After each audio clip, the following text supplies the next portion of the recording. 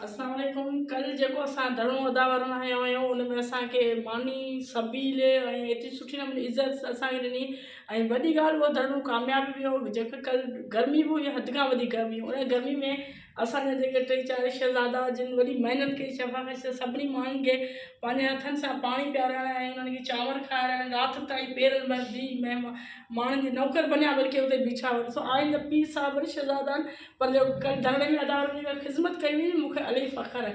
ऐं हद खां वधीक ॿाहिरि मुंहिंजी बि इज़त कई हुई ऐं उन लाइ उन्हनि खे एप्रिशिएट करण आई आहे, जगू पारायण आई आहे, जो हिननि जी महिनत बि रंग लाथो आहे ऐं असांजो धर्मो कामयाबु वियो।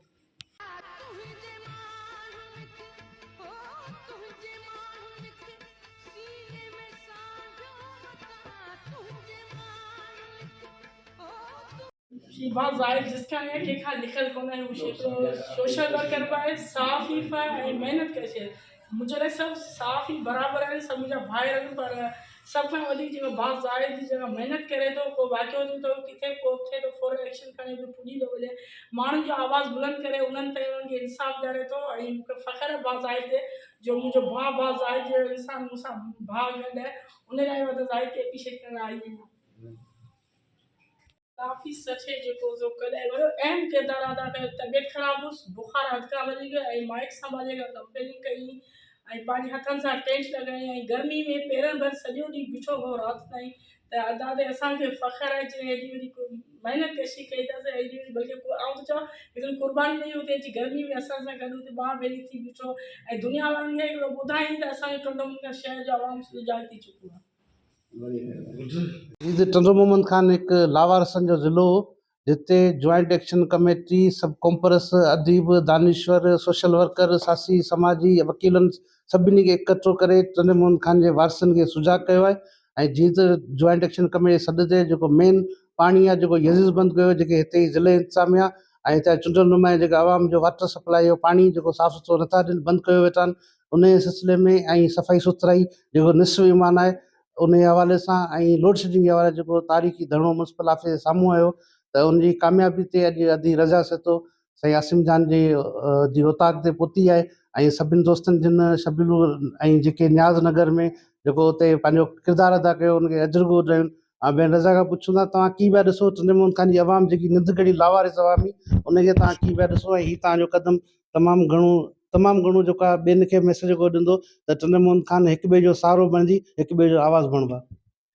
अस्सलाम वालेकुम। सब खां पहिरीं त मूंखे फ़ख़्रु आहे जो टंडो मोहम्मद खान जो शहर सुजाॻ थी चुको आहे ऐं हीउ सुजाॻ करण में जेको सो एक्शन कमेटी वॾो किरदारु निभायो आहे। टंडो मोहम्मद खान सुजाॻ करे माण्हुनि खे हिकिड़ो मैसेज ॾिनो अथनि त हाणे असांजो शहर निंदड़ो कोन्हे को, जिथे गंदगी, जिथे पाणी करबला वारी जंग लॻी पई हुई, पाणी कोन्हे, उहो पाणी लाइ ऐं गंदगी लाइ माण्हुनि आवाज़ु उथारियो आहे ऐं सभु मिली करे आवाज़ु उथारण लाइ मूंखे फ़ख़्रु आहे उन मुंहिंजे भाइरनि ते, जे कल्ह गर्मी में उते पेरनि भर बीह पीरनि जेको सो मानी बि खाराई आहे, चांवर खाराया अथनि, सबील लॻायो अथनि ऐं पंहिंजो हिकिड़ो दुनिया वारनि खे अहम किरदारु अदा करे ॾेखारियो अथनि त असां ग़रीब आवाम सां गॾु आहियूं, ग़रीब आवाम निंदण की कोन्हे को, असां सभु हुन सां मिली करे असां हुन सां गॾु बीठल आहियूं। बिस्मिल्लाहिर्रहमानिर्रहीम। पहिरीं असीं अदी रज़ा जो शुक्रियो अदा करूं जेकी असां वटि आई आहे, इज़त खणी असांखे अजरगू पारायूं अथसि। ऐं ॿी ॻाल्हि जेको जॉइंट एक्शन कमेटीअ तरफ़ां जेको धरनो हयो वियो हुयो कल्ह, उन में टंडो मोहम्मद खान जो आवाम सॼो सुजाॻ थी चुको आहे।